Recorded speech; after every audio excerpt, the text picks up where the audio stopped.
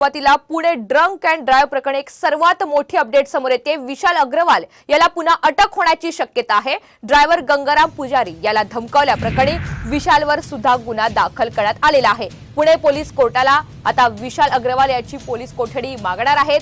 विशाल अग्रवाल हा सध्या न्यायालयीन कोठडीमध्ये आहे आणि त्याचमुळे विशाल अग्रवाल याला आता पुन्हा अटक होण्याची शक्यता वर्तवली जाते। ड्रायव्हर गंगाराम पुजारी याला धमकावल्या प्रकरणी विशालवर सुद्धा गुन्हा दाखल करण्यात आलेला आहे आणि याच संदर्भात आता पुणे पोलीस हे कोर्टाला विशाल अग्रवाल याची पोलीस कोठडी मागणी करणार आहेत। विशाल अग्रवाल हा सध्या न्यायालयीन कोठडीत आहे।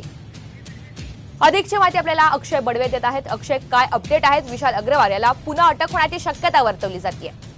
नक्कीच सुरेंद्र अग्रवाल यांच्यावर जो कलम 365 आणि 368 दाखल केलेला आहे त्या गुन्ह्यामध्ये विशाल अग्रवाल यांच्यावर सुद्धा 365 आणि 368 कलम दाखल करण्यात आलेला आहे।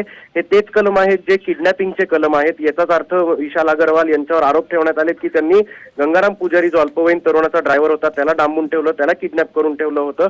त्यामुळे आता विशाल अग्रवाल सध्या न्यायालयीन कोठडीत असला तरी सुद्धा पुणे पोलीस जे आहेत ते त्याला पुन्हा एकदा पोलीस कोठडीत घेण्याची मागणी जी आहे ती आज न्यायालयाला करतील आणि त्यानंतर न्यायालय काय निर्णय देतं हे पाहणं महत्त्वाचं ठरणार आहे। निश्चितच अक्षय, धन्यवाद सविस्तर माहितीबद्दल।